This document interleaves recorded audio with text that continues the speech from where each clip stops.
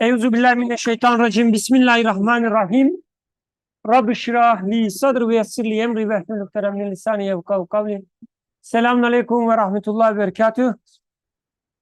We have a nice crowd today, inshallah. We will have a very good discussion, especially with great comments from, as a surprise, from gentlemen's side, right? Today you will surprise us, inshallah. Speak more than ladies for the first time in our history, maybe. Okay, we will continue with the 10th indication. 13th flash, 10th indication. We are reading from the book Flashes. I will give a few seconds, maybe a minute, so that you can find the text. So on my app, it says page 119. The book Flashes, 13th flash, and 10th indication.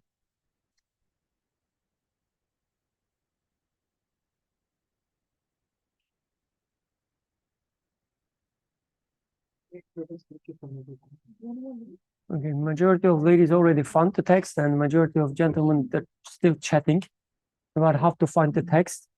That's the difference. MashaAllah. The 13th flash, 10th indication. Ahmed, would you like to read it for us? We missed your beautiful voice. It's been a few weeks. MashaAllah.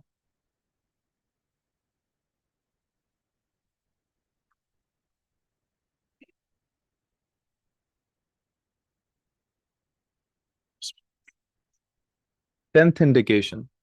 One of the most cunning of Iblis's wiles is to make those who follow him deny himself.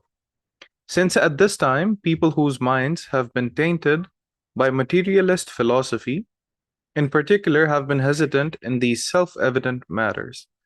We shall say one or two things in the face of this stratagem of Satan. They are as follows. There are self-evidently corporeal evil spirits who perform Satan's functions. It is also certain to the same degree that there are evil spirits without bodies from the jinns. If they were clothed in physical bodies, they would be the same as those evil human beings. Also, if those evil spirits in human form were able to leave aside their bodies, they would be those jinn Satans. Indeed, in consequence of this terrible relationship, one deviant school pronounced, after they have died, excessively evil spirits in human form become devils. It is well known that when something of high quality is corrupted, it becomes more corrupted than something of less quality. For example, if yogurt and milk go bad, they may still be eaten. But if oil goes bad, it becomes inedible and poisonous even. Maybe better translation would be if butter goes bad, not oil. But anyway. Similarly, if the most noble, indeed the highest of creatures, man, is corrupted, he becomes more corrupt than a depraved animal. Like vermin who enjoy the stink of putrefying matter, and snakes who take pleasure at biting and poisoning. They take pride and pleasure at the evils and wicked immorality of the swamp of misguidance. Being gratified at the harms and crimes of the darkness of evil doing, quite simply, they take on the nature of Satan. Yes, a decisive indication of the existence of devil's form, the jinn, is the existence of human Satans. Secondly, all the hundreds of decisive evidences providing the existence of angels and spirit beings in the 29th word prove also the existence of evil spirits. We refer this aspect to that word. Thirdly, the existence of the angels, the representatives and supervisors of the laws of the good matters in the universe, is established and agreed upon by all the religions. So too, the existence of evil and satanic spirits, who are the representatives and ushers of evil matters, and the means of the laws of such matters, is required by wisdom and reality, and is certain. Indeed, in evil matters, a conscious screen is more necessary. For as is stated at the beginning of the 22nd word, since everyone cannot see the true good of everything, the all glorious Creator has made apparent intermediaries a screen to apparent evils and defects, so that objections should not be leveled at him, nor his mercy be accused, nor his wisdom criticized or unjustly complained about, and so that objections, criticisms, and complaints should be directed at the screen and not turned to the generous Creator, the absolutely wise one. Just as he made illnesses a screen to the appointed hour of death in order to save Azrael from the complaints of his servants who die, so too he made Azrael a screen to the seizing of the spirits of the dying, so that the complaints at that situation, which is fancied to be lacking in compassion, should not be directed at Almighty God. And even more certainly, Dominical wisdom demanded the existence of Satan, so that objections and criticisms in the face of evils and bad things should not be directed at the all glorious Creator. Fourthly, just as man is a small world, the microcosm, so is the world a large human being, the macroanthropos. Small man is an index and a summary of the macroanthropos. The large originals of the samples in man will necessarily be found in the macroanthropos. For example, the existence of man's faculty of memory is a certain indication of the existence of the preserved tablet in the world. So, too, everyone has experienced in himself the inner faculty situated in a corner of the heart, which is the means to diabolical suggestions and temptations, and is a satanic tongue that speaks at the promptings of the surmising faculty and the corrupted power of imagination, which becomes like a small Satan and acts contrary to its owner's will and opposed to his desires. These are certain evidences of the existence of great Satans in the world. And since the inner faculty, which is the means of diabolical suggestions, and the power of imagination are an ear and a tongue, they infer the existence of an external evil individual who blows on the one and makes the other speak. Thank you. So this is a bit encrypted text. So we will try to, inshallah, put into perspective in which we usually operate. We, try to understand things. But before doing so, what are the initial impressions? Like what words stuck with you?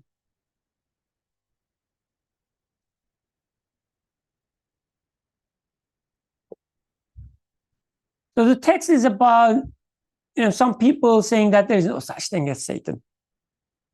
And then author says, no, there must be Satan. There are many evidences. And that's in a nutshell. That's the text about. So why this is even important thing, like whether there's Satan or not? Who cares?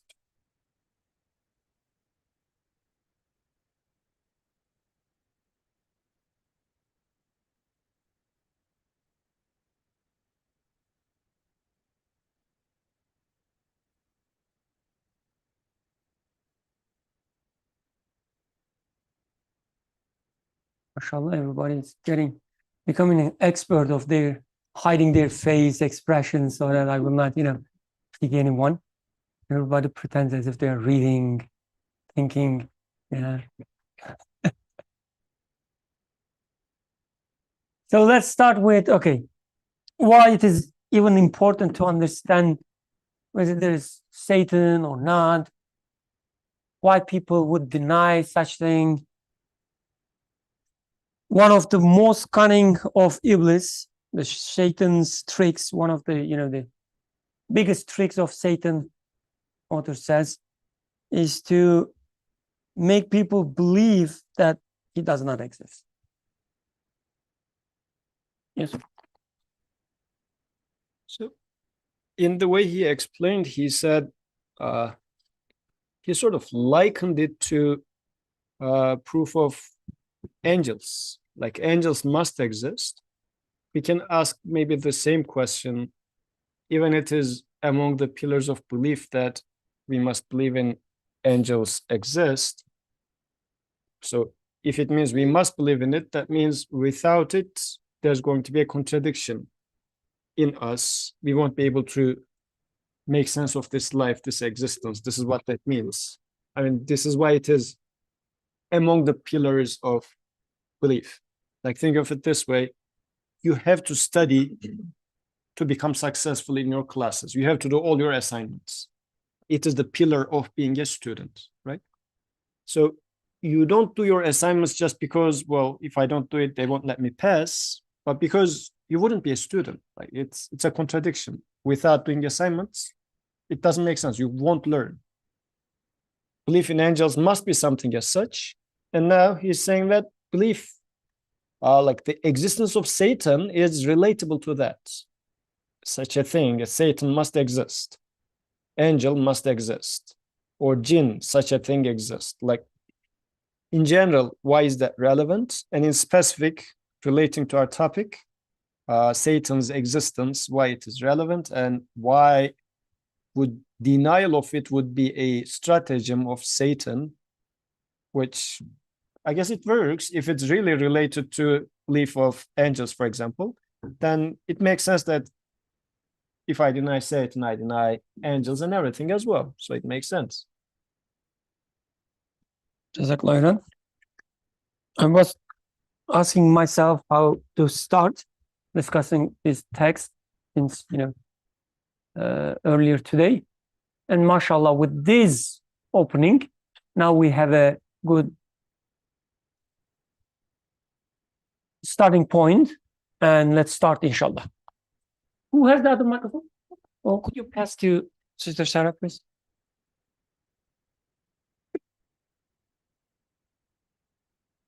I'm a little confused, actually. I don't know, or maybe I'm just ignorant about my own religion.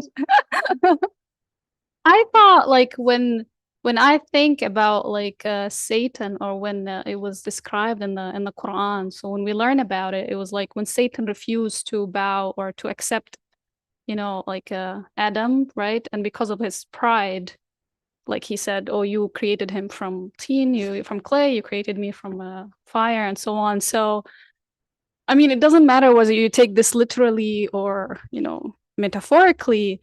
For me, it shows that, like, for me, it meant that even I thought what we discussed before, like, every human can have the angelic part of him and the satanic moments of him.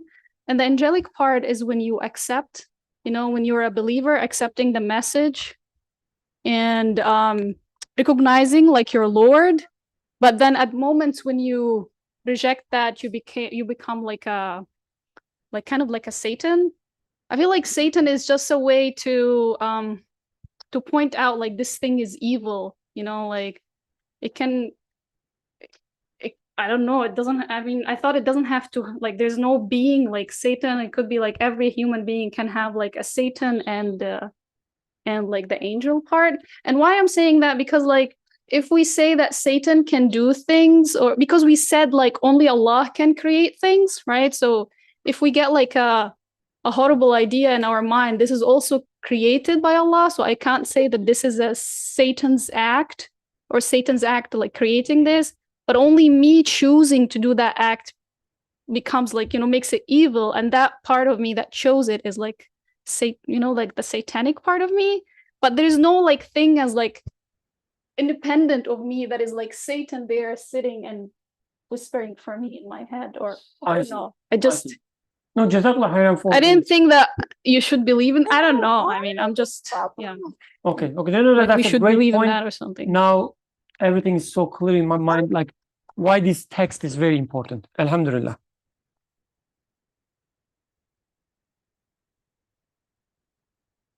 So inshallah, let's start from there. Okay. So I will suggest let's start with angels. It will be easier for us. We will not study the topic of angel in its totality, but just maybe a summary of how author Imam Nursi approaches this topic. Because as Yusuf said, belief in angels is so fundamental that most scholars said it's a part of the pillars of the faith. And if you don't have it, your belief is like a shaky. Okay? That's what it means to be a pillar. So let's start from there. Again, we will just keep it short so that we can come back to the text. But when we study it, we always say, okay, we don't take the pillars of belief as a checklist. Are you Muslim? Do you believe in angels? Come on, you have 3 seconds to say yes. Yes, right? This is the usual attitude, right? Are you a Muslim? Alhamdulillah. Do you believe in Allah? Yes. Do you believe in prophets? Yes. Do you believe in angels? Yes. What is angel? I believe in angels, right? That's the usual attitude. Then we studied, we said, okay, let's start as usual with our experiences, what we see in the existence. Let's start from there. So my understanding, the summary of all these discussions we had before, Quran starts describing muttaqin, those who are conscious of things happening around them and what is behind this thing, as those who believe in unseen, right? That's the first definition when you will see in Quran. And we understand from this is when you look at your life, whatever is happening around you, you don't just take them at their surface value. Right? This is a child, this is a woman, this is a man, and they're playing, etc. They're having fun. Another guy is speaking. The people are sitting. That's all. And we had fun. That's the only way, most people would interpret what is going on here. But for a muttaqin, for someone who's conscious, he would say, or she would say, what is going on here? Right? Why these people came here? What they aren't speaking? What is it that they do studying? Right? What are they trying to achieve? They would ask all these questions. The same way when they see a fruit tree, I don't know, a mango tree, they will taste it and they will say, oh, this is so beautiful. And the taste is so beautiful. I so appreciate this beauty. Who is giving this, the delicious thing to me? Asking such questions. And then even going further, and what is going on? That is a material thing. I put it in my mouth, but it's somehow, the fire, some emotions in me. What is happening? What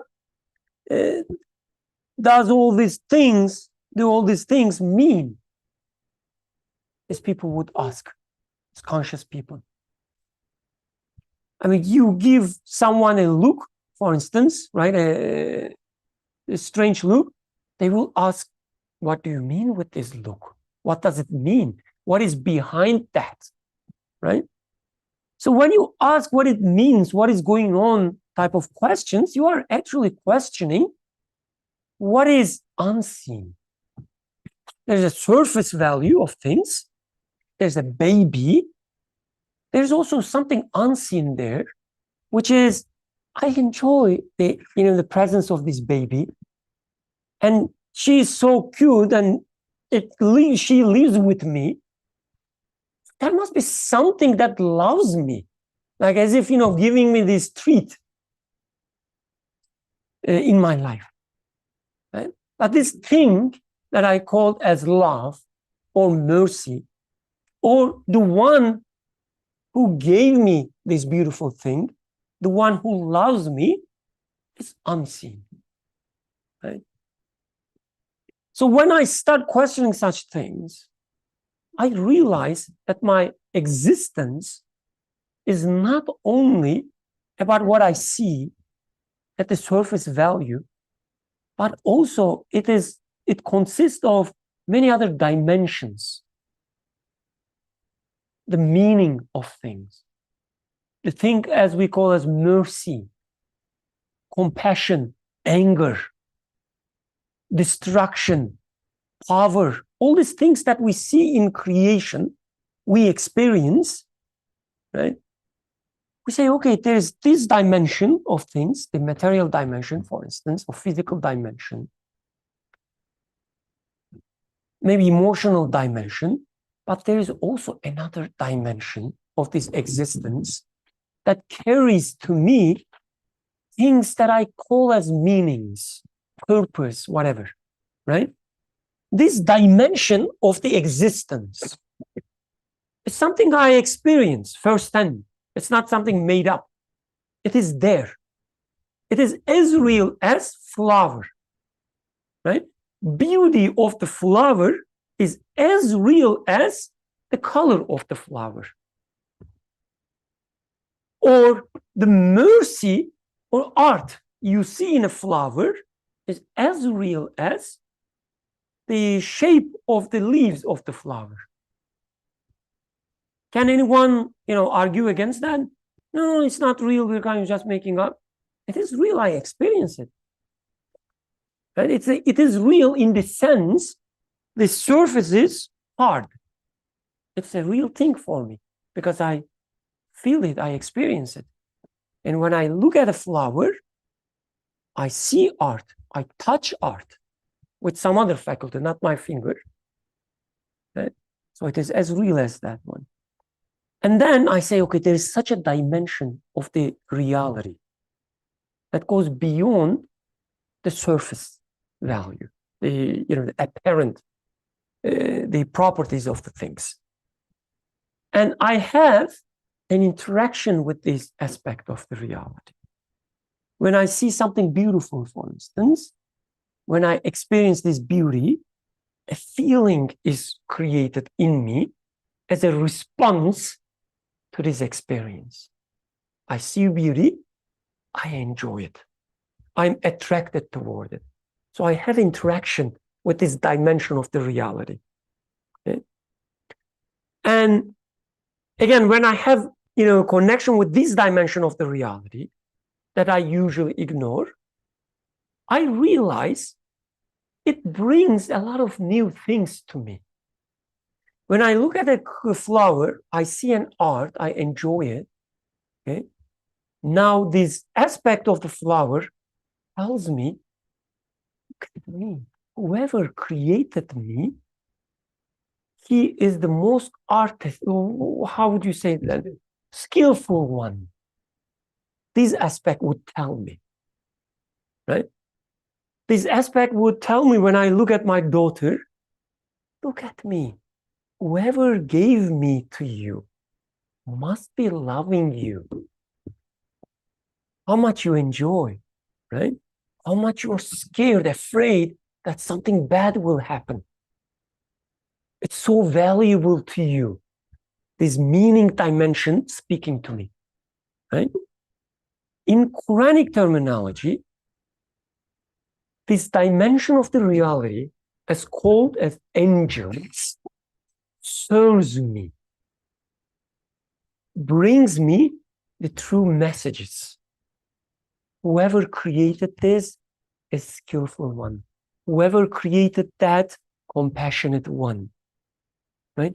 Giving me right, true meanings of the reality, this aspect of the reality.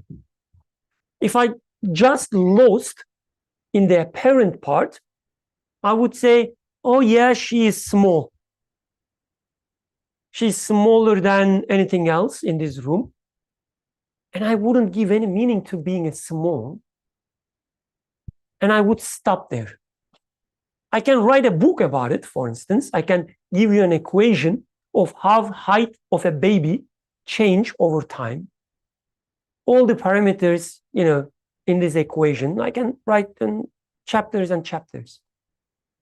But when the angelic aspect of the reality kicks in, I look at it and say that, oh, small thing created, but has all the abilities that I see in a bigger thing. She can walk, she can speak, she can think, etc., etc. And I say, mashallah, mashallah part maybe comes with the package. I say, wow, whoever made this must be really skillful, fitting all these beautiful things in this tiny thing. Now, angelic part is speaking, serving me. Okay? So it serves to me in the sense, when I follow them, I can understand the true meaning and the purpose of this creation of this life. Without them, I am lost. I'm in darkness. So they serve me in that sense. So going back to your, the comments, in that sense, it is an external thing to me, right? It is external thing that it's the angelic aspect of this creature, right? Serving to me. And I believe in it because it's in front of me. Why it is important, that much important? Because if I skip it, if I don't understand that there is such an aspect of things that brings me news, brings me meaning, brings me, the true interpretation of things, then I'm lost. I cannot reach all skillful, all powerful, all compassionate creator without it. Hence, it's the pillar of the belief. So, okay, that was a summary, very quick summary. I apologize for condensed, the explanation. Let's come back to our text. How we can apply the same approach now when it comes to another dimension of the reality, which is again there. I look at the destruction in Gaza, for instance. What I see there. Oh yeah, please. So, practically speaking, I need a tomato to know sustainer. As a human being, I need a tomato so that I know that there must be a maker of a tomato. Like, this is how we are functioning in this existence, right? So tomato is something other than me. It's an external entity. But through this tomato, I get to know that there's a Razak, sustainer, creator. So tomato is necessary for me. But I do not only consist of tomato that's going to feed my material body. There are other things in my existence.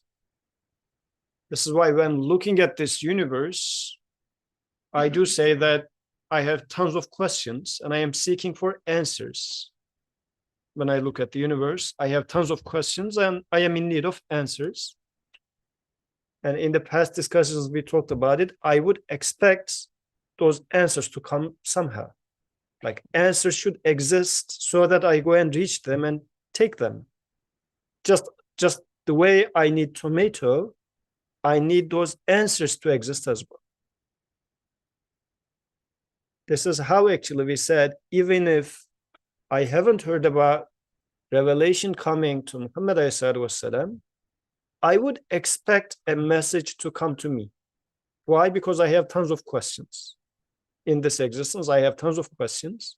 And I said that whomever, whatever made me would give me those answers. And those answers I don't have. So they have to exist. They have to exist somewhere out there. So, and they are not, those answers are not of the shape of tomato, like not material things.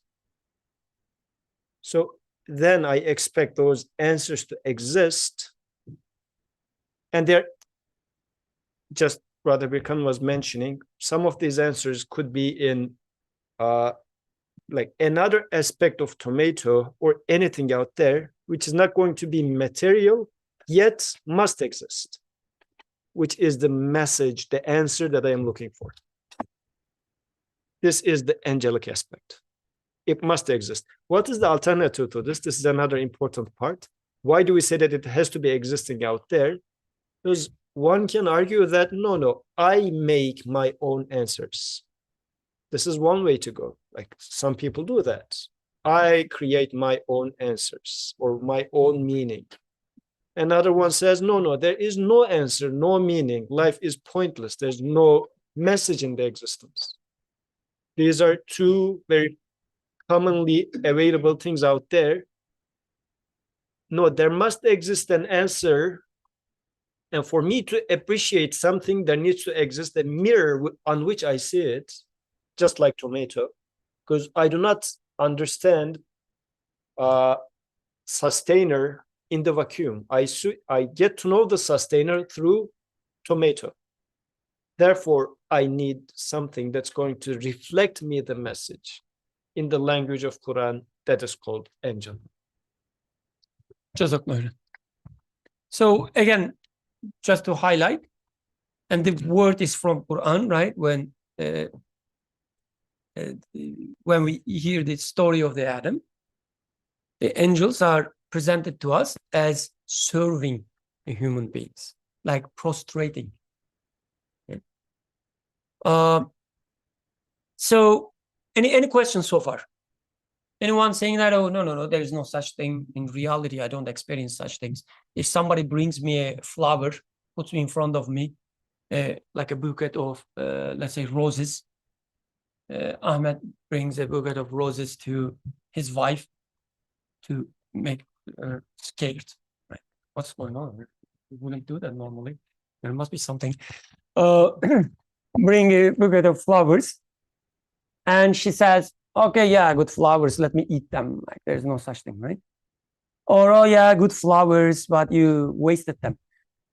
Like they should have been, in the ground. By cutting them, you just killed them. And what are you doing? Or she just take it as okay, it has a beautiful color. Let me decorate my room. No, right? It doesn't stop there. There's also another dimension. She says, oh, wait a second. When I look at these flowers, they are shouting a message to me, the flowers, shouting, saying that whoever brought me loves you. Where is this in the flowers? Can you find it? No, right? I mean, some people would say, oh, it's just a social construct, etc., etc. But you have to attribute this construct to something.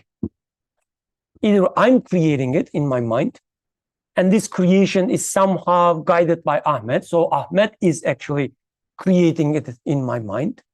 You either have to believe that, or you properly ask where this message is coming from, right? Quran would say there's things called angels carry such messages to you, okay? They serve you in that sense. And everybody would agree with that, right? There's such an aspect of existence. When you see a flower, this idea comes to your mind. Right? When you see a cute child, there's another idea that comes to your mind that you cannot explain by just referring to size of the child or the clothes that they were wearing, etc.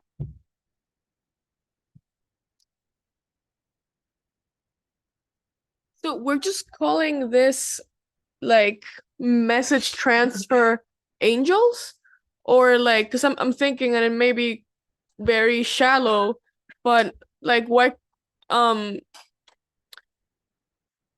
know you're not gonna like the question, but why can't it be like automatic from Allah, or are we literally just labeling this transfer angels?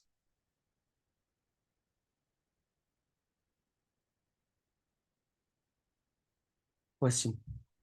Like it gives us an opportunity to dismiss such.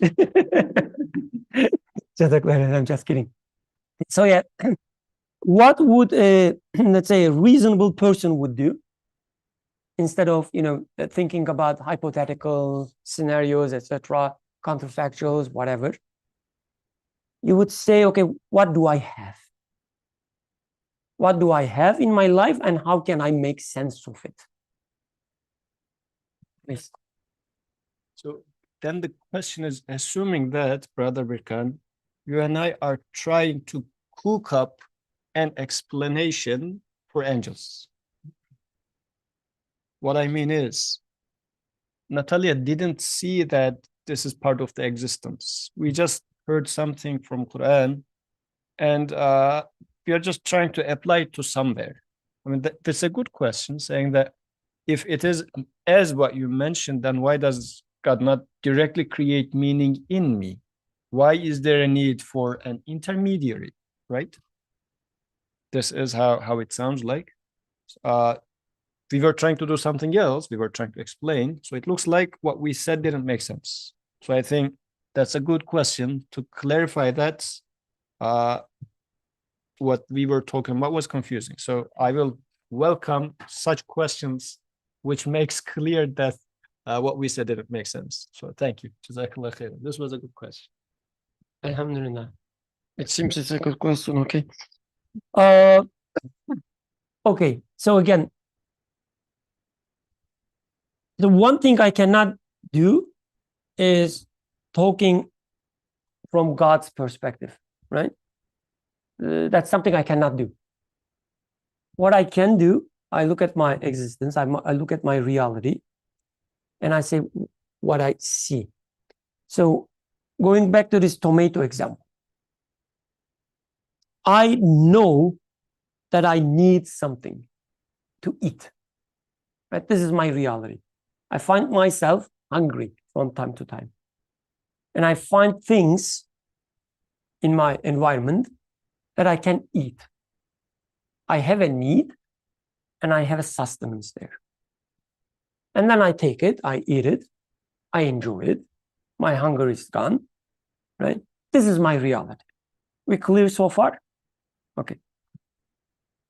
Through this interaction, and only through this interaction, I can realize that I was needy, and this need is now sustained, right? So you realize your neediness. Only then you can say that there must be something that is sustaining me. If you don't realize you are needy, there's no such thing as sustenance. There is no such thing as sustainer. Right? This is the human reality. If you claim otherwise, it will be just a memorization.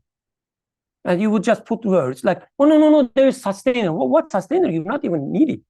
Sustaining what need of yours? Right? And I eat the tomato, I eat the apple, banana, whatever you're eating. And you say that, okay, there must be something sustaining me. You say, maybe it is the apple. You say, apple is sustaining me. I'm so grateful that there's apple. But then you start questioning, like our usual approach, la ilaha illallah, whether an apple can be source of this sustenance that I experience or not. You question that and you eliminate it. You say, la ilaha, meaning you are not ilah, you are not the source of this sustenance apple, you say. You say, maybe it is my body that sustains itself. You quickly discard this as well, because without apple, it cannot do anything, right? You discard everything and you say, there must be something, I don't know what, there must be something that sustains me, controls all these things that I interact with, etc. You came to this conclusion only through this interaction. So the conclusion, as the name suggests, is the conclusion of this interaction. And it is true for you to the extent you make sense of this interaction, eating the food. If you don't This conclusion doesn't make any sense to you. Are we clear? Okay. Then for you, I can put such a sentence, just for you. Natalia has to eat to know her sustainer. Can I say that? Yes. If Brother Yusuf comes and say, Natalia, I mean, come on. If there's sustainer, why he's not talking to you directly or making you know him directly? Say, what do you mean with directly? I'm sorry. What sustainer are you talking about? He would say, oh, come on, there's this supernatural thing. You would say, what supernatural are you talking about? Because when I say sustainer, I mean, you are saying, when I say sustainer, I mean the one who sustains me through the tomato. That's what I mean. So this sustainer for me has to be known through the tomato. That's the definition of the sustainer to me. For him, obviously what he is doing, he doesn't even know what he's talking about when he says sustainer. He's just starting with a, I don't know, the cloud-like thing. All these Muslim people, they believe in Razak, right? But if Razak exists, it doesn't work that way. It's not just a word. We're not doing a language game here. So that's what separates this approach the Nursi is teaching us from a superficial language game. When I say sustainer, I mean the one who sustains me with through my needs. That's what I mean. Hence, I will know that I have to know him through all these interactions, right? Let's come to the one who gives answers, the one who explains. Mutakallim, for instance, the one who talks. I believe in the one who talks. What do you mean, Birkan? I mean, within my creation, within my experience, I see all these talks, the messages coming to me through certain things, through different dimensions of the existence. That's what I experience. And I say, whoever sends these messages, these explanations, these meanings through all these intermediary things must be the one that I call as mutakallim, for instance, the one who speaks. That's what it means to me. The one who speaks to me through things. I know him only through these things. So that's the starting point. So again, when I start from the other end, when I say, if there is one who speaks, why he's not speaking to me directly? You would say, what do you mean with the one who speaks? I'm sorry, other than just the word. Because to me, when I say the one who speaks, I mean the one who speaks to me through these things. That's the only thing I experience. If you're talking about something else, show me what it is in my reality. Does it make sense? No? Yeah. But oh, microphone. Who has the microphone?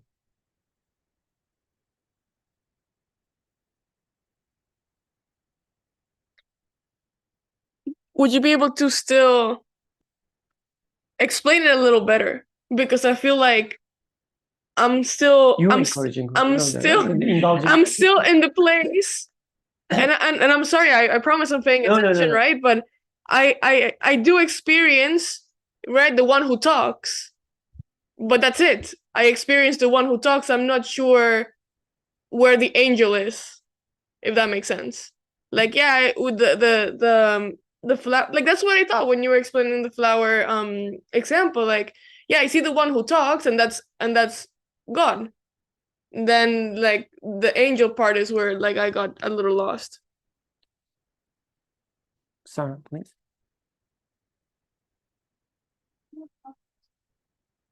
But Go ahead, question. what was I have two questions actually. One is that if I can experience something in some way, in some faculty of mine, how is that ghaib anymore? Like, how is that unseen? Because, you know, if I see something with my, what do you call the basira, you know, like that vision of the heart or whatever it's translated to English, I feel like, is that ghaib anymore? Is that something that can be considered unseen? Like, is that the unseen that is described in the Quran? So that's my first question. And second, so I don't understand if Nursi, is this the only concept of angels he described? Because like why can't I understand angels as the generic, like what Muslims understand as angels, you know, as like I don't know, like we learned like Not for Muslims. Oh, okay. like when we imagine like how Jibril like talked to the prophet, right? Like we imagine as creatures, as physical entities that were created from light, for example, and they are, according to what I learned, they are like sinless and they follow the command of Allah, and Allah described them as ibadul mukramun, so they are his servants, honored servants of Allah. So, and if you will ask me, like, but this is not how we are concluding things here, I can also conclude, like, if there is, you know, if I'm believing in a creator that created this whole world, created everything, created the sun and the moon and the universe and whatever, he can also create something like that. Why not? Like, if he's capable of creating this thing, then he's also capable of creating all type of things. So, like, that's why, I mean, I don't know if we should believe in both angels, or like I don't know, because when you say like the message being delivered in my head is like, you know, like angels are flying, you know, I'm like delivering the messages to me because I know they are not supposed. I mean, wings is something, you know, we brought from Christianity, but I guess you know what I mean. Like I still cannot imagine like something other than it doesn't have to be look like a human, but it's a physical entity that's created and it has some sort of consciousness too, and that can do or perform you know, a service and action, but of course under the command and the will of Allah. Yeah. Let's start with the easy part. Oh, you have something? Please. Yeah. I was just gonna ask some more like directed questions related to this. So if we're saying that God is essentially he's giving me these needs, whether they're material or immaterial. Myself. Okay, I find myself with these needs. With, you know, the creation. Right, I find myself with these needs, and then these needs are being fulfilled with this material. We talked about tomato. When it's being fulfilled, I can look at the tomato, and this tomato, it's something seen. It's pointing back to its creator. So it's telling me something about its creator. With the other example, when I have a need, which is these questions that I have, or these feelings of, you know, sadness, depression, anxiety, all these feelings or questions that are being stirred up within me, those also need to be fulfilled. And we're saying that this is being fulfilled by the angels, by something immaterial, but it's unseen. So with the tomato, it's seen, it's pointing back to its creator. If the means here is the angels and it's unseen, how is it like, wherein is it pointing back to the creator? Like I feel like we're making the direct so I guess we're making that relationship more direct and eliminating the means because we don't see the angel. With the tomato, we see the tomato, and then we're able to see that, okay, I have the need. This need is fulfilled by this means, and this means is telling me about who's providing it. With the angel, I have this need. This need is being fulfilled, but I'm not seeing where the means is. I'm just seeing the outcome of it. So it is being fulfilled. And I'm assuming that it's coming from the source, the creator, who also gave me that need. So, yeah, I guess the first question is why is then in this second case the means is unseen? Like there's no way for me to, I mean, to some degree I may be able to see based on the what the way that I'm being satisfied who the source is, but I'm not maybe able to learn more about, like, maybe the means itself is not telling me something about the creator, if it is the angel. And I guess partially I'm also seeing maybe an answer to the question with the tomato. I'm also not supposed to learn about the tomato. I'm supposed to see the creator. It's supposed to reflect the creator. So maybe in the same way the means here, the angel is reflecting the creator. I guess my second question also is why does this maybe the larger question is why is this veil created? So why is Allah giving us through these means and putting this veil between us and him? Again, let's ask the question maybe in a way that we can answer. Because if we say why Allah is doing this way, Right. I cannot answer such a question. I don't know where even to start. But if you ask the question, what I get from this way, Yeah. what is the the wisdom that I experience when things are being created this way? If you ask Right. the same question, in second form that I posed, now I can answer. Okay, so maybe I can ask it in this way. Yeah. When I when I eat the tomato, this is giving me so if I had just been given this need for this hunger and it was instantaneously fulfilled, just like randomly. I pray for the hunger to be fulfilled. I don't have to eat anything, and then the next moment it's fulfilled. I say, Alhamdulillah, Allah satisfied me. I may not learn as much from that scenario. Whereas if I eat, Where did Allah come from in this scenario? okay, I will just say that my need was satisfied. In that case, maybe I don't even know it's from Allah because I have nothing to point to. And how would you ask for satisfaction from what? The hunger. So you're Yeah, giving, yeah, but you have the hunger, and then what? and then instantaneous. I'm giving a hypothetical that doesn't Yeah, exist. yeah, but if you are hungry and then instantaneously it's gone, there's no such thing as hunger in your experience. It came and it left. I made dua for it. This is Dua also- for what? The dua to This what? hunger to be satisfied. Yeah, is but pain. to what? But There that's was the part that I'm trying to understand. You waited 2 seconds, and you cannot So do this is, anything. yes, this is the You illusion. that cannot we have, make a right. dua, for instance. Yeah. Dua towards what? Where did the idea of making a dua come from? Why you are making a dua? Let's say I've already accepted that. Yeah. Okay. Well, are you gonna answer the other part of the Yes, question? yes, inshallah, inshallah. We will. But the reason I'm, trying to, open up the question, I'm trying to show that sometimes we ask questions, right? We have to see where this question is coming from, where it leads to. We should first understand the question itself. Like if you are living in such an hypothetical scenario where hunger comes and after 2 seconds it's gone, there is no such thing as dua. You cannot come up with such a conclusion, for instance. You're just like a machine. Hunger comes, hunger goes. Hunger comes, hunger goes. Where's dua there? What dua? It doesn't go automatically. It goes after Yeah, but there is no such thing as dua. You're just putting a word there. he asks for it to go. To what? Like, why would you ask someone?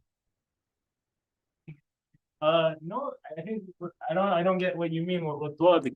If I feel like, why is this happening in the world? It's the same exact feeling. I say, oh God, or something out there, please help solve this problem. If I was just feeling hunger, I felt something, then even if I was a baby who doesn't know anything, I'd still be like, something come and help. That's a dua. And if it goes away, the baby would, I don't know what you'd attribute it to, but something is doing it. So yeah, I mean, it seems like a reasonable thing there. It seems like there's less of a means. That's the thing. Like with babies, baby feel hunger, cries, moms feeds them, and only because of that they can understand that there's a relationship between the need, ask for need, and sustenance. If you take out the mom from the picture, you cannot feel the concept of need and sustenance in this picture. You cannot make it put there, like you cannot put there.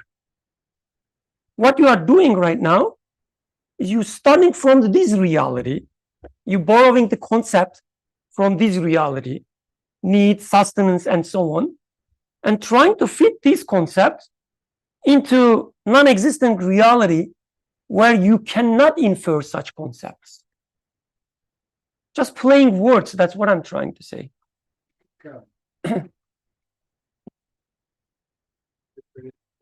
I don't think this needs to go on record, but I think what Sister Alia asked is the most important question to answer because it connects to Brother Yusuf's comment about, you know, if the Prophet Muhammad ﷺ did not receive the message and dispense it on to the Ummah, he would still have that question and that question would be answered somehow. And then that also connects to your concept of muttaqi, right? Yeah. So I think if we go back to the initial question by Sister Alia, I think that would. Inshallah, inshallah. Yeah, that's the point. Yes, inshallah.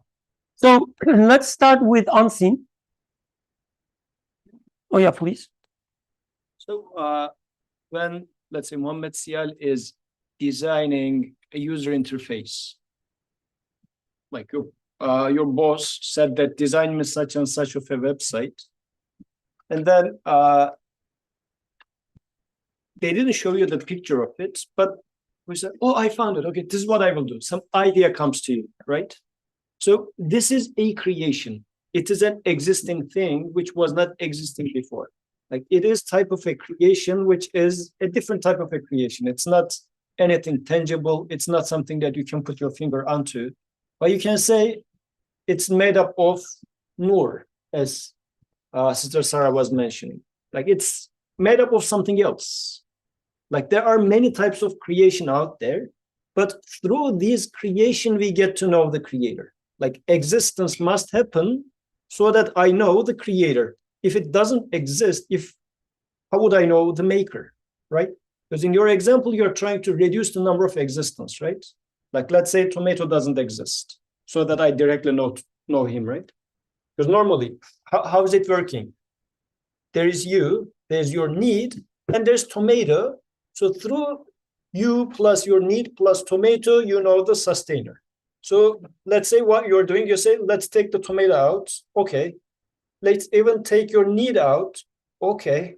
Let's even take you out. Like, because the existence makes me know the creator. If I remove existence, I will know the maker less because through them, I get to know the creator. This is why, as initially Brother Birkan was arguing against Natalia's question, rightfully, saying that through existence, I get to know the maker. And in the case of angels, there's a different type of existence out there, which are answers to my questions, but it's out there. But by out there, I don't mean in the space-time, but it's external to me. Such a thing exists.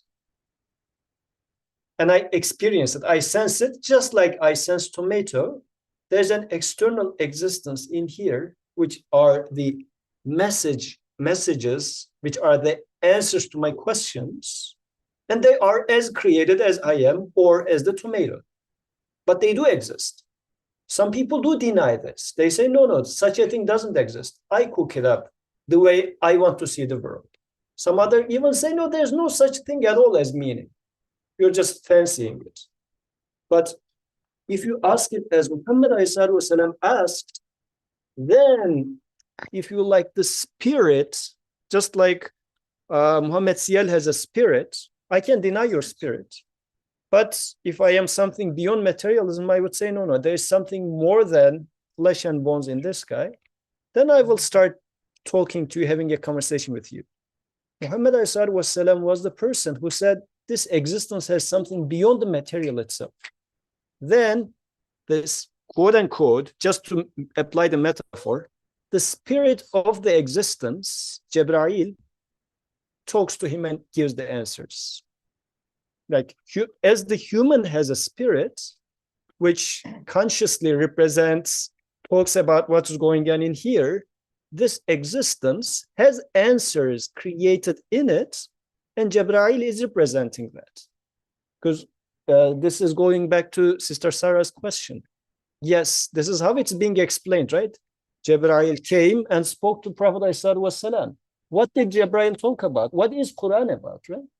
It is giving me answers from the creation. Quran is giving us examples from this existence out there.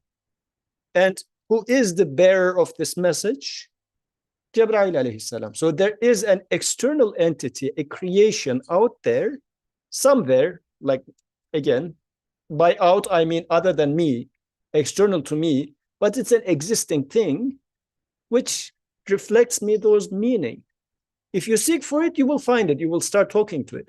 But if you are denying it in the first place, this is where the philosopher versus the believer difference comes from. Because philosopher says, no, I will make up my own meaning.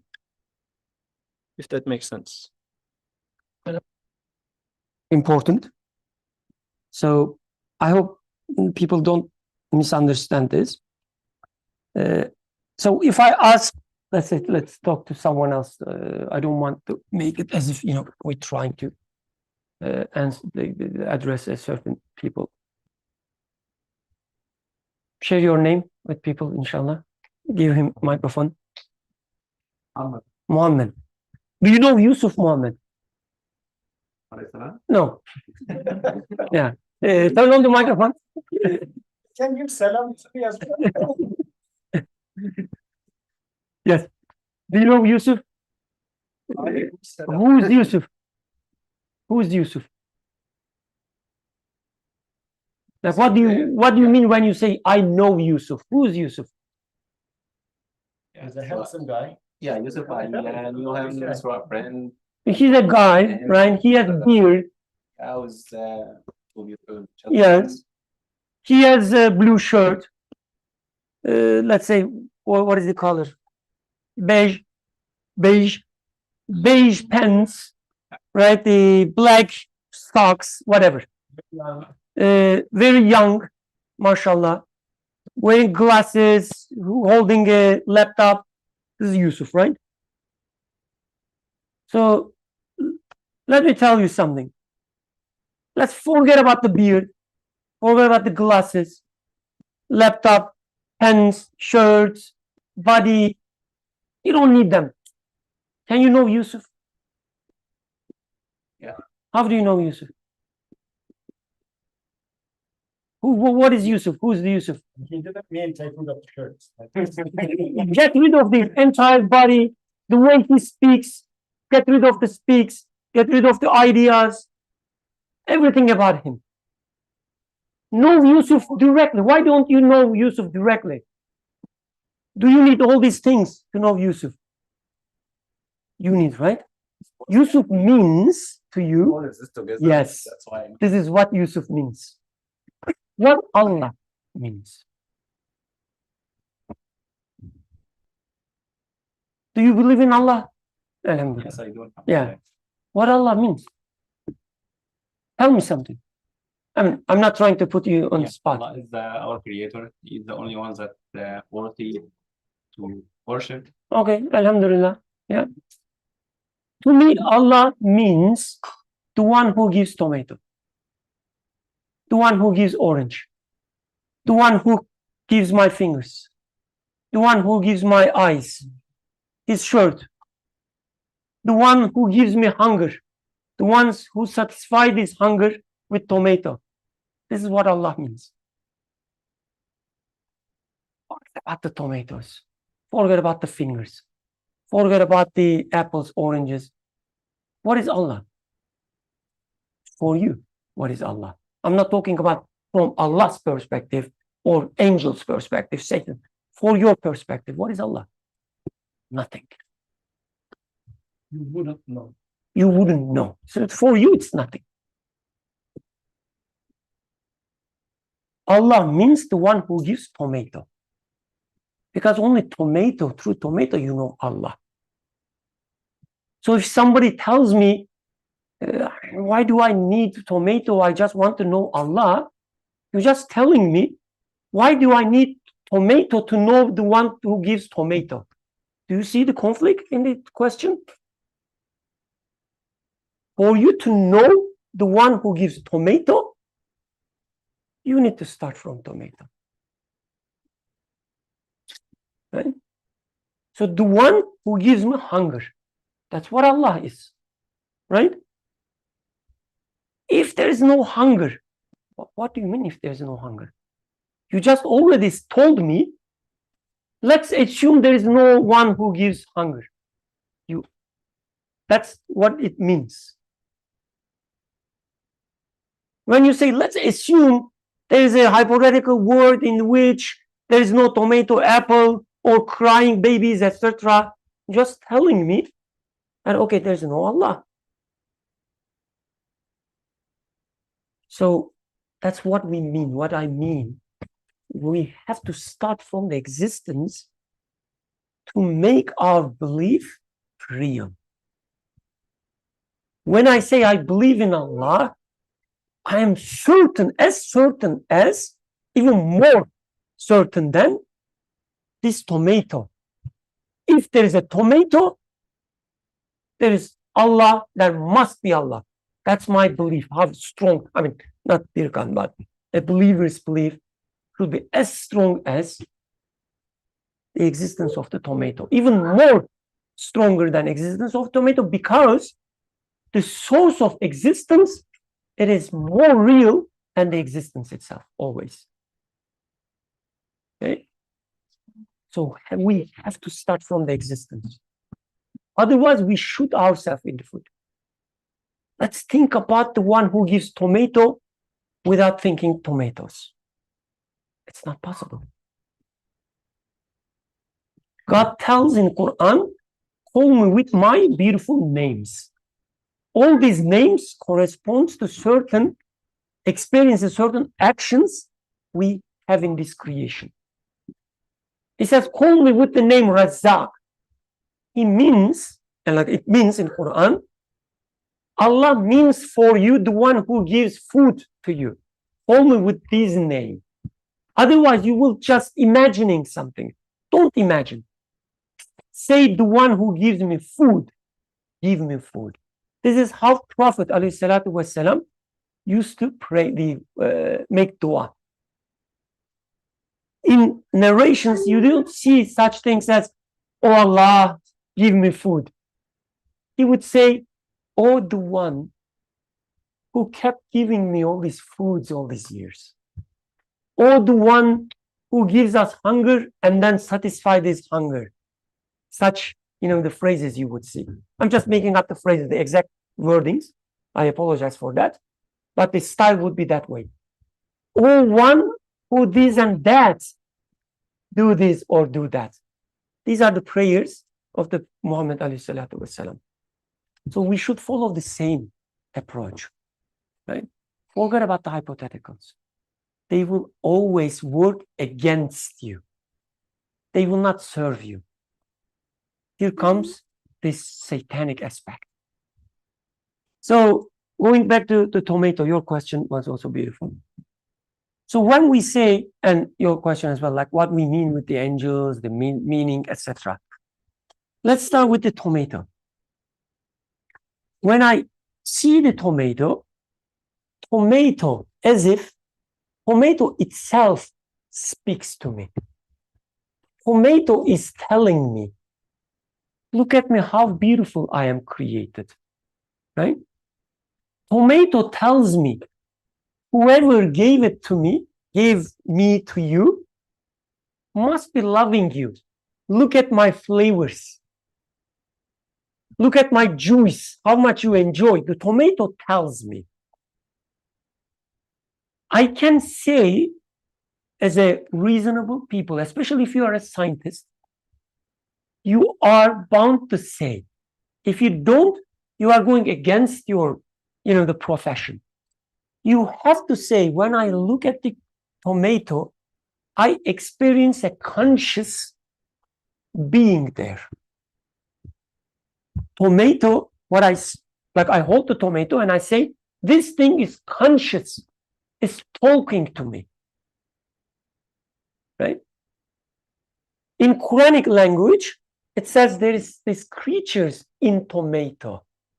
That's how Quran explains. There's always an angel riding different things in this creation, right?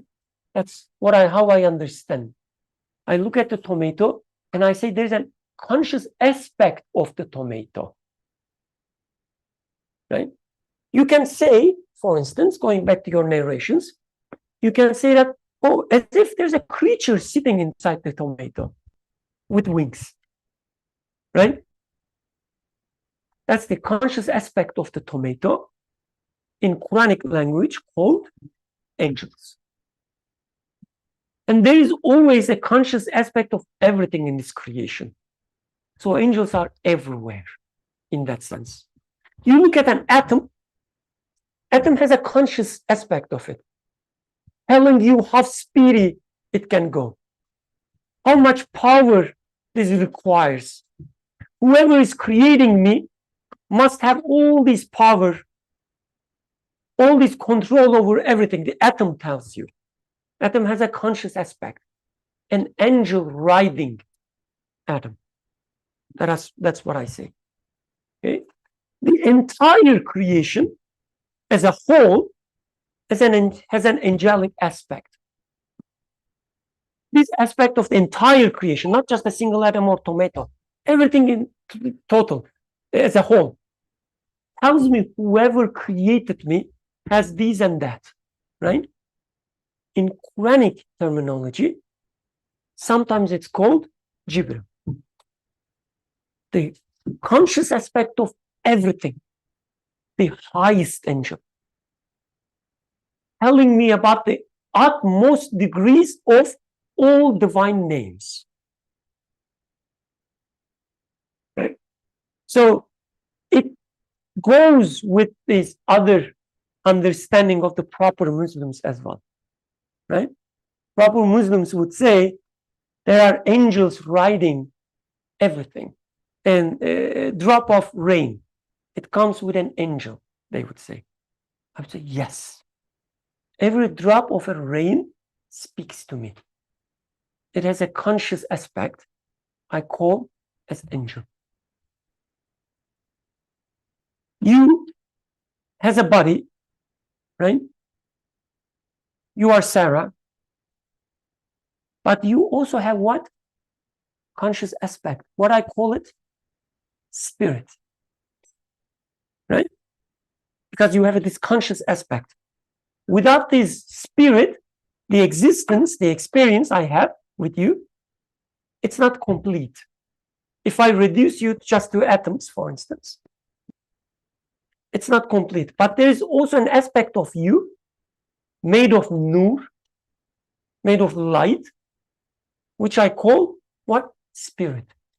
Same way, a raindrop, it's a raindrop, but also there's an aspect of this raindrop, a spiritual aspect, just like you, a conscious aspect, speaking to me, interacting with me.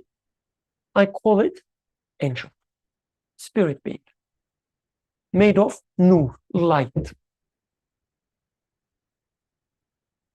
Is it any better now? Not fully answered. Yeah, sure. You want me? Oh, yeah. Okay, so I agree with the direction that we're going. So just to make the analogy again, the tomato is so I have this need, and Okay, this need is being satisfied. I have this tomato, and this tomato is pointing to the creator. This tomato is, let's say, a conscious aspect of the tomato told me that's what you experience. You ate the tomato, and this conscious aspect of the tomato, whatever it is, you don't have to give a name. Whatever it is, it told you that there's a maker of me. It's an artful, skillful maker. That's what the tomato told you. so this is, I'm supposed to also understand this is from the angel? Forget about the angels. Just don't Okay. give a name. Is this the experience you have or not? Yeah, I do have the experience that when I'm experiencing the tomato, it's telling me that there is care, love, artistry, Yeah. beauty, all these aspects. Yeah. And this is part of your experience, right? Yeah. Yes. So this is the shape and the form that is delivering this message. Yes. And what, like, I see the shape there. I see the color there. I see the taste there. I can point. Now I ask you, what is this conscious aspect of it? And you say, whatever it is, I experience it. I don't care the name. Some people, for instance, would give another name. They would say, oh, it's the creation of my mind. That's the name they would give. I would call them as ideas or impressions, whatever. I create them. That's another way. But nobody can deny it. Experience is there. The question is where it is. Okay. And this part of the reality that we usually bypass, disregard, Quran reminds us, highlighting, don't forget about this part of the reality. Tomato is not just a tomato. Tomato is a conscious creature talking to you. Don't you see? Quran tells us.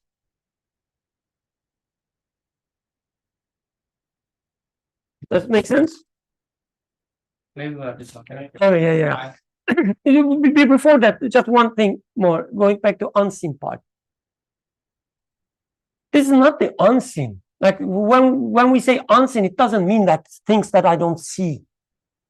The unseen means all these experience, including the conscious aspect of the experience, it is a seen, as you said, because I experience it.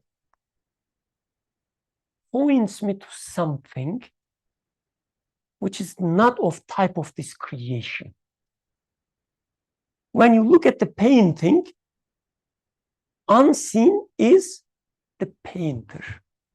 It's not inside the painting. In this creation, whatever I see, I experience, material or immaterial.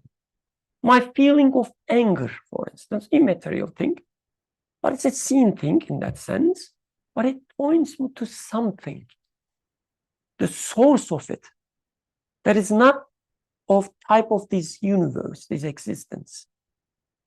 That I call unseen ghaib. Okay? Let's go with you, inshallah. Please, you first. I will could you just explain the ideas part which you were talking about? Where does angels come into play when you, let's say, an idea is created and that creation is actually by Allah, right? You're the one who is actually making the choice of going. Yes, good. So where does angels come into play in when it's ideas? So I will highlight one more time. Let's keep Allah creates this or that part aside for now. Let's just try to understand what is in front of our eyes. That's part we're trying to understand. I have this bowl, right? We agree on that, right? It's pink, right? It has some fluids in it. It's hard, it's bouncy. I see all of this. This is part of my experience. It's light, right? Now I start enjoying it. Is it part of my experience? Right. Now, it tells me, oh yeah, there's a skillful engineer or, the manufacturer who did this, right? Is this part of my experience? Right? So can I say that in my experience, this ball is telling me, the ball is telling me that its maker is skillful. Its maker knows my feelings, put a light so that I would enjoy. This ball told me. Can I say that? Everybody agrees? Right? So then I'm experiencing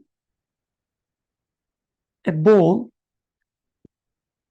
that speaks with me. Right? We agree upon that? Okay. So let's give some names. The part that I call pink, lighty, whatever, bouncy, I will call it the material part or physical aspect of this ball. And there is also immaterial aspect of this ball, right? That speaks to me as if like a conscious being, right? Do we agree on that? Okay. That's all we need to know. Quran says this conscious aspect of the creation.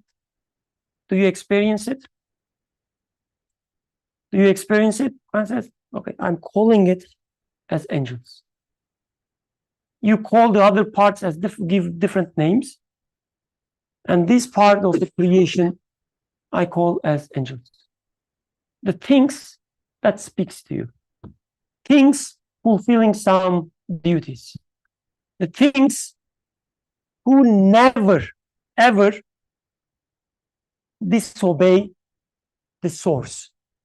Meaning always would tell you the true meanings of the things. Would always tell you that whoever made them properly, they would point to that. They never would tell you that whoever made me this ball, the angelic part of this ball, would never tell you that whoever made me, he doesn't know what he does. Never. Let's start. That's the reason I'm saying that. Let's start from the existence. We see such an aspect, and when I come and tell you, in the creation, there's a conscious aspect, right? You know that, right? Yeah, the angels. But that's what I understand. Yeah, that part I'm clear with that. I'm just sorry. The ideas part, that part I'm not clear with. So I'm just gonna go with the Quranic story of when Jibril came to Prophet Muhammad and he said, "Read in the name of Allah." So where did that? If there is no, we're talking about that from like a message being delivered. Where did that message come from? Because it was then just an idea that was created. So where is that angel part then? Natalia, yeah, hold on your question. Who has the other microphone? Oh, MashaAllah. So I relate a lot to the way he's like giving the question. And I think that, I don't know if it's the same that's happening to me, right?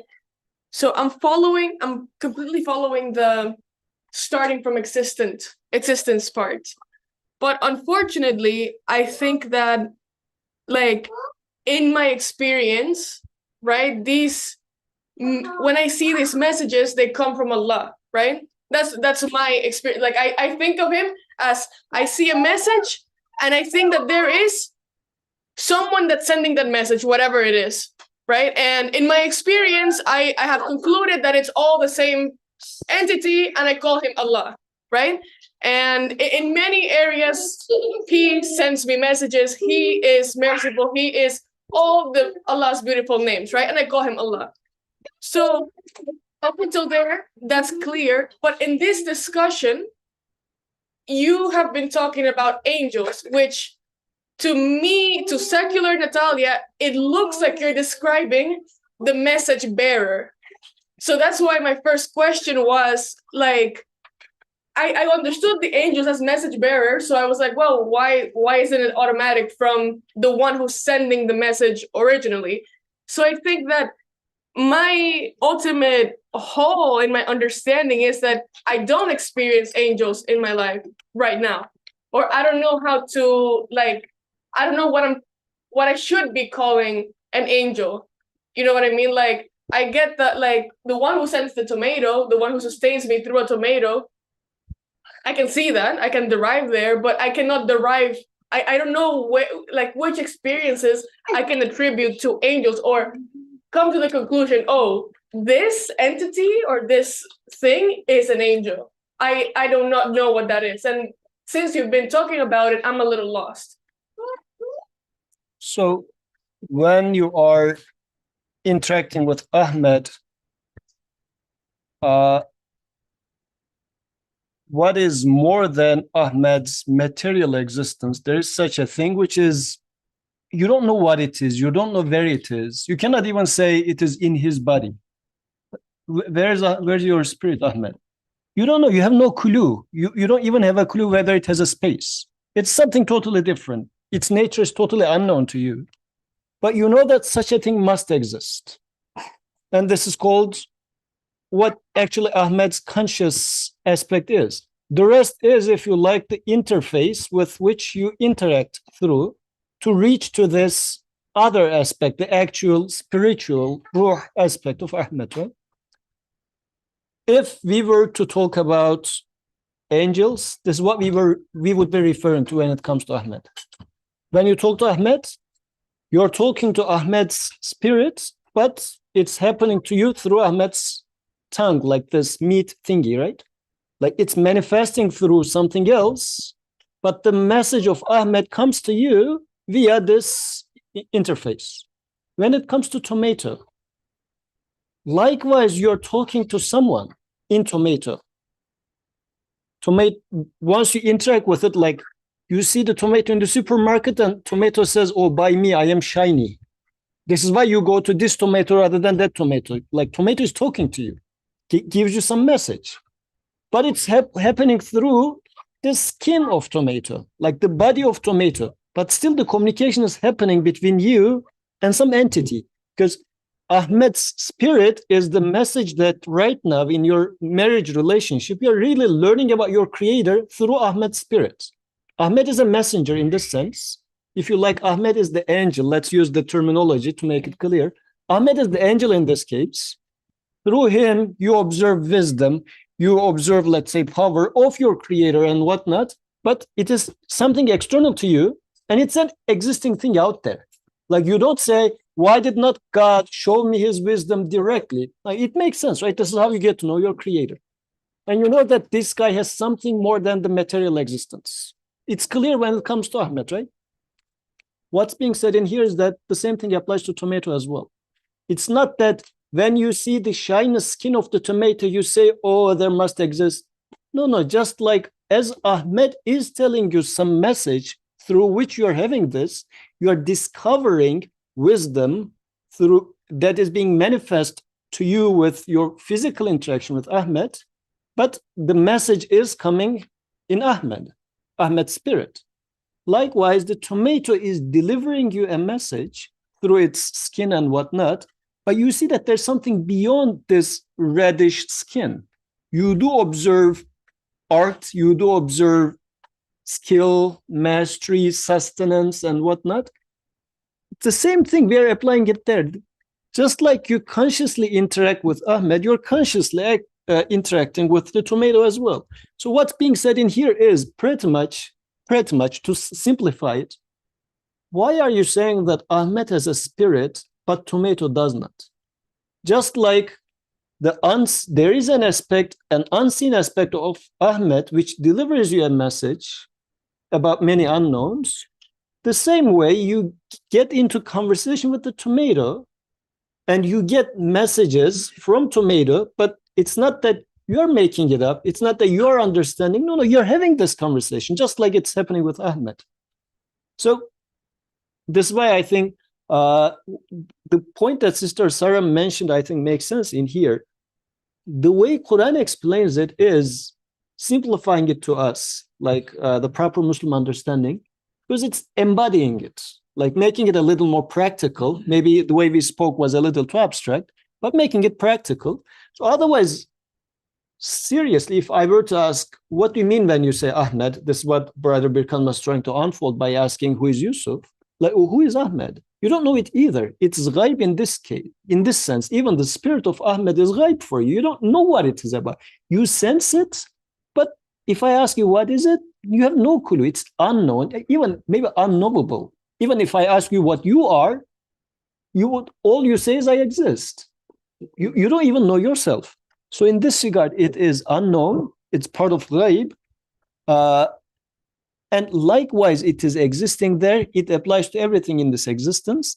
Then you can apply to, once you realize this, and maybe a key question here is, as I'm a conscious being, and through this consciousness, I get to know the Creator, why not everything else?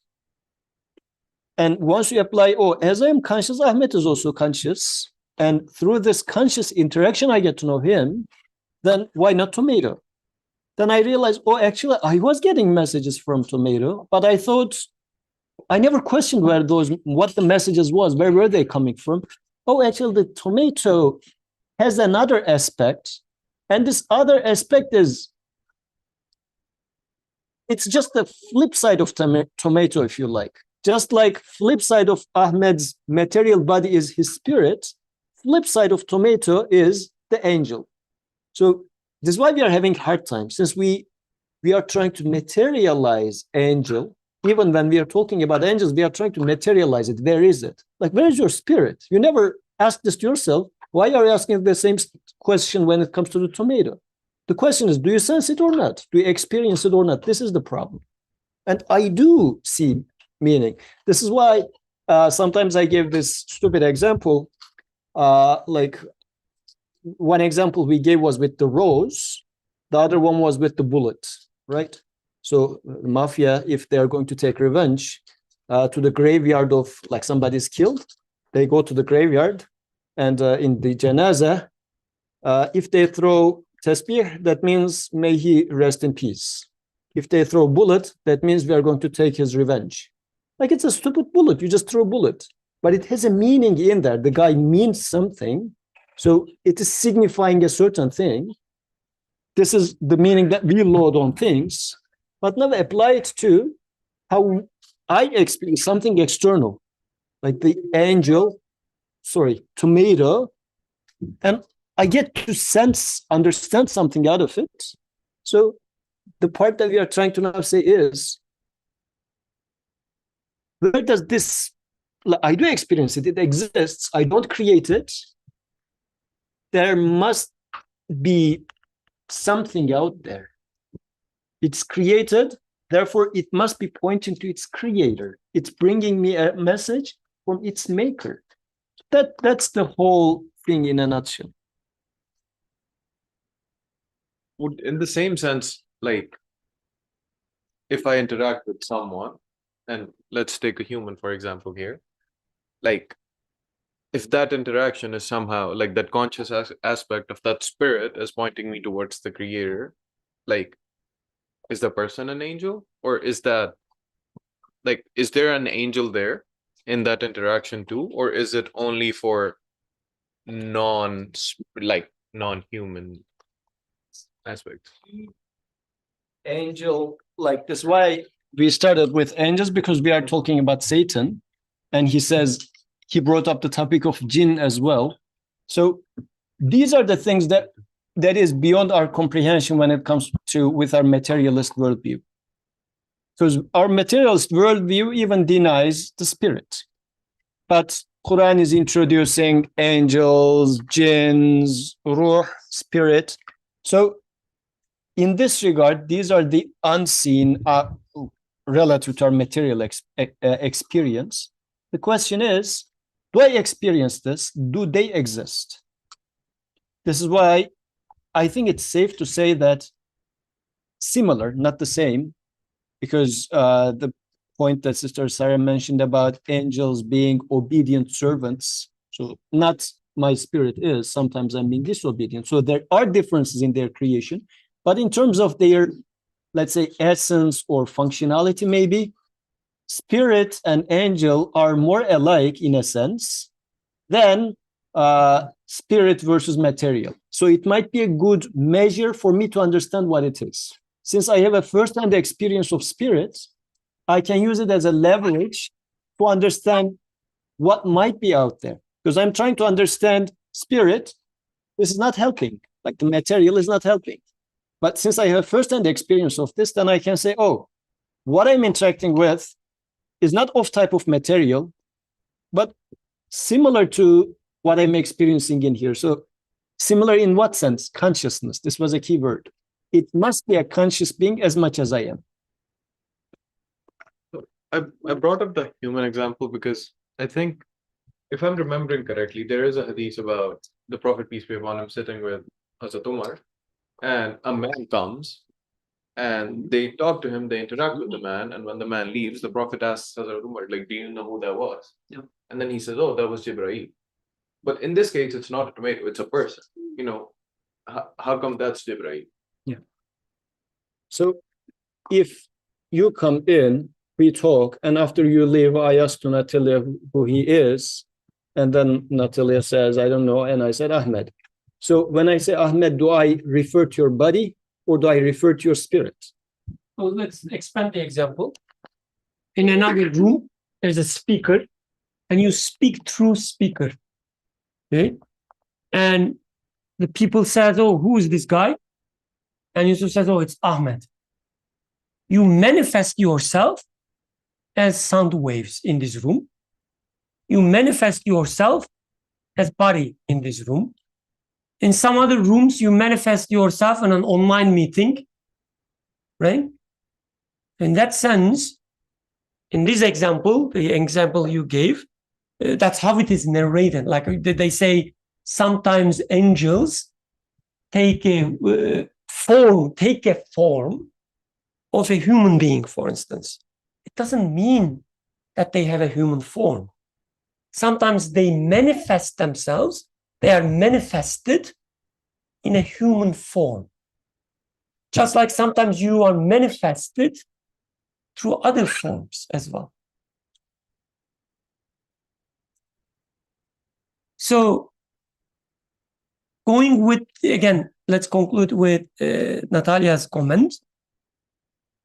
You see a banana. The question is, do you see a conscious being or not?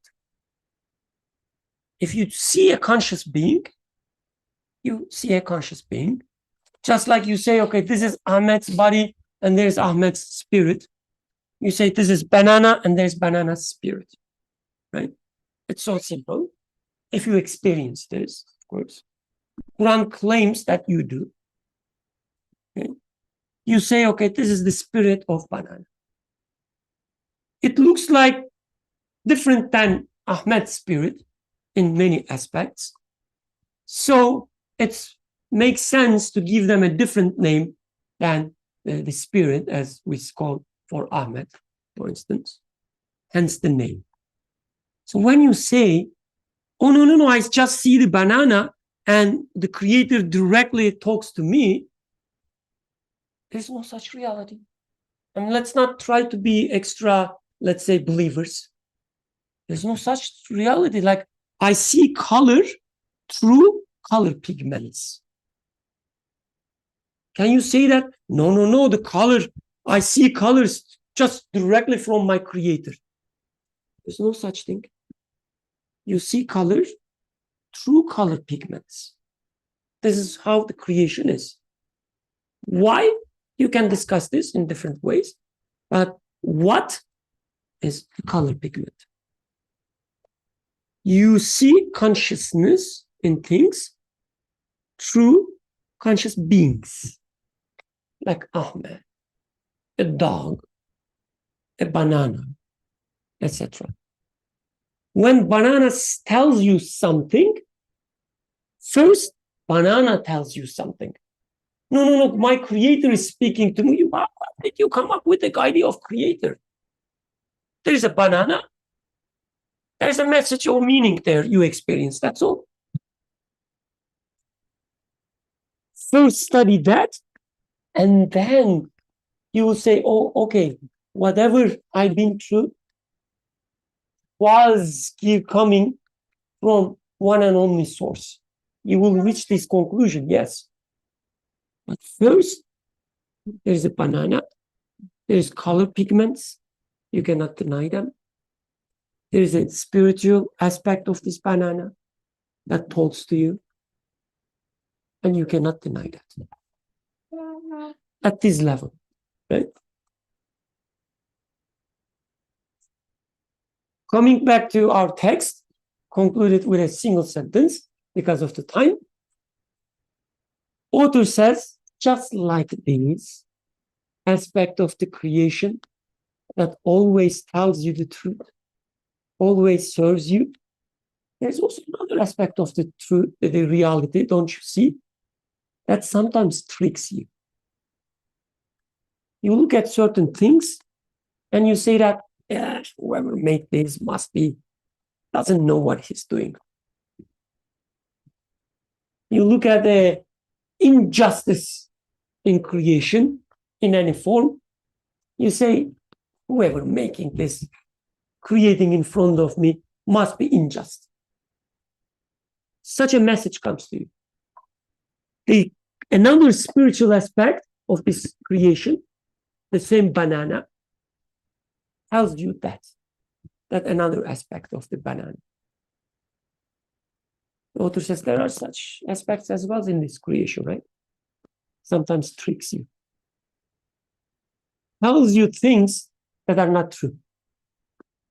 Tells you that this beautiful jewel, it's valuable, and it is more valuable than this coal because it is made of gold and it is made of coal.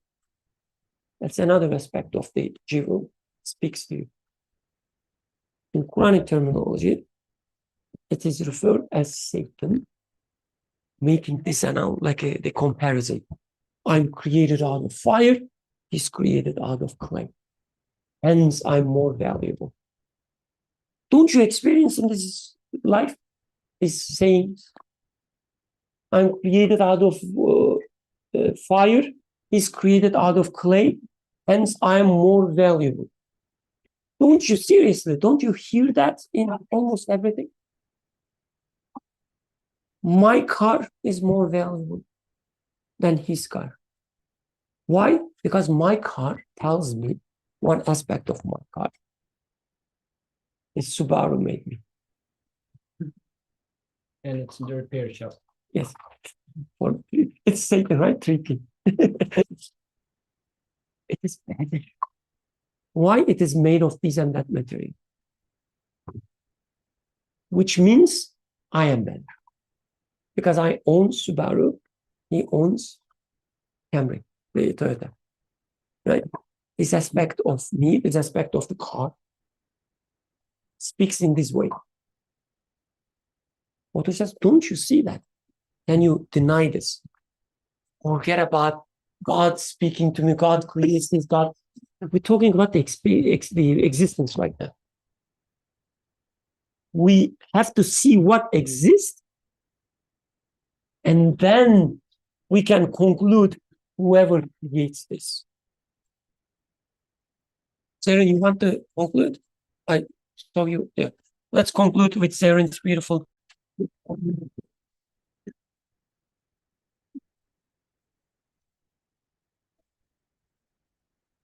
Jazakallah. Sorry, I'll try to keep this brief, but one question that came to my mind is that I don't just experience things on my own, but I also observe how other people are experiencing things, often the same like interaction. Like let's say the tomato, I see people beautifully enjoying it and interacting with the consciousness there, but I'm allergic to tomatoes. So I don't have that same like observation or that same interaction with this with this presence, or how I perceive the consciousness of the tomato is different for me because I'm allergic. For example, that ball, it's a lot bright. It has some happy, like children are playing with it. That could be one scenario. The other could be, oh, the lights are too bright. It's irritating. I don't want to look at it. So I feel like everything, I observe people experiencing the same thing differently from me. So that kind of brings a layer of confusion into kind of trying to get meaning, or like thinking about like how to interpret the answers I'm given. Like I can understand that the answers are there, but then I'm like, I don't know if I'm truly getting the answer, because I find myself then comparing, oh, I'm experiencing this, another person is experiencing something else from the same thing. Is my experience inferior? Like I guess that might transition to the maybe like the presence of Satan or such things. Like I find myself like automatically comparing, like almost as if one way to experience something has to be better than the other. So I maybe can pick this up on this next time, inshallah.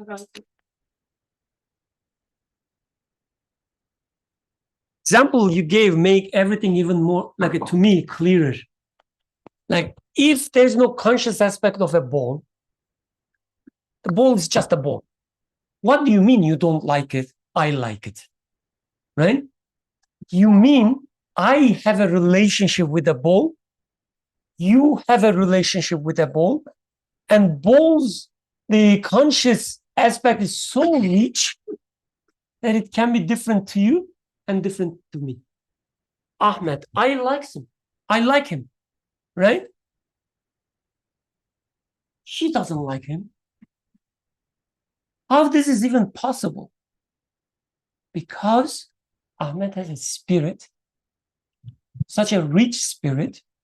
It has one type of relationship with me, a conscious relationship with me, and another conscious relationship with him. My consciousness, right, agree with his consciousness.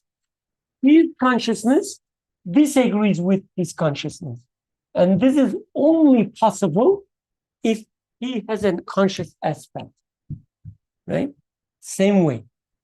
Ball is there, the same light, same color, same shape, whatever.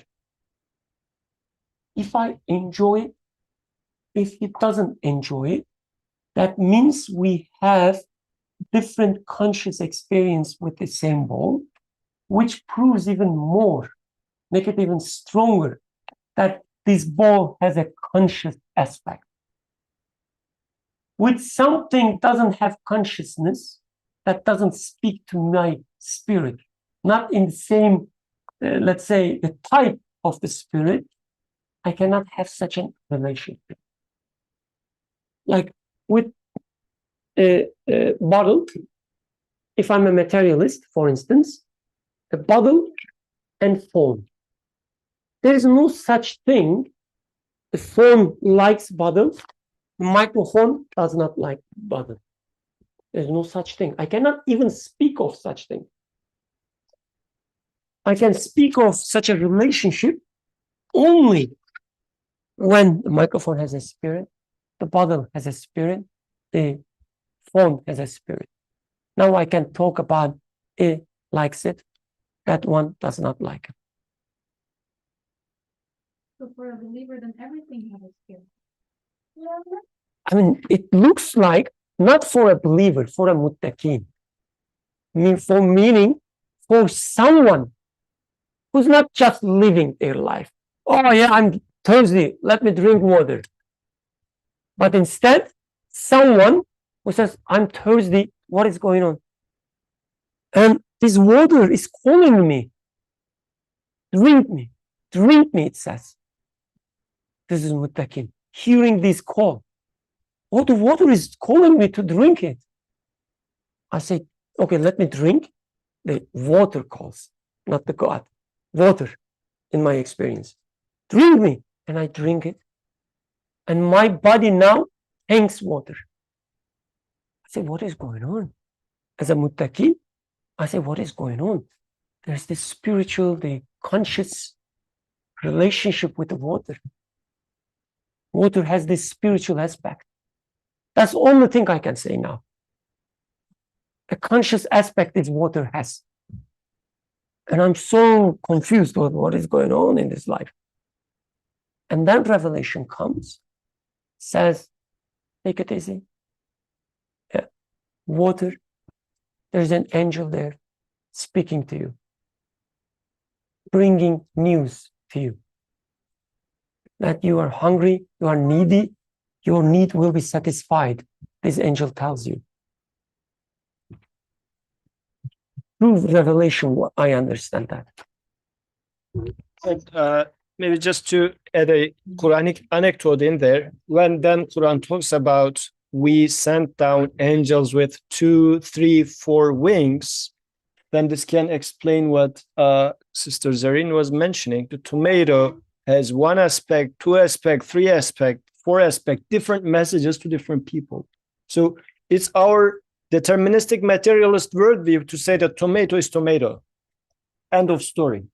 No, tomato has a message to you and a different message to there are two. That's very likely. Same thing applies to Quran as well. If somebody comes and says, this is the verse and this is the meaning of it, period, you say, come on. Like, this verse has a message to different people. I mean, contradiction is a separate thing, but a verse can have multiple meanings, speaking different aspects to different people. Because the Creator has infinite words. The Creator has so many messages to share. Every individual is a person. And it makes sense, isn't it? Like, you have 2 kids, 3 kids, you are the same parent, but talking different to them because they're different kids. Like, you don't talk to them the same way. Doesn't make sense. Your Creator is way more wiser than you as a parent. And you know, the narrations, the Prophet ﷺ would talk to his garments, clothes, animals, everything. He would talk his sweater. He would talk the rain, the what is it called? The wood trunk. He would call the camel, talk the camel. He knew that everything in this creation, every existence, has a conscious aspect. He would talk to them. That's how they also narrate after the first revelation, Iqra. He leaves the cave, and what he sees? He sees everything shouting. The rocks, the plants, the trees, the road, chanting. He reaches the pinnacle of understanding, and everything in this existence has a conscious aspect speaking. Should we conclude? سبحانك لا علم لنا إلا ما علمتنا إنك أنت العليم الحكيم وآخر دعوانا أن الحمد لله رب العالمين. الفاتحة.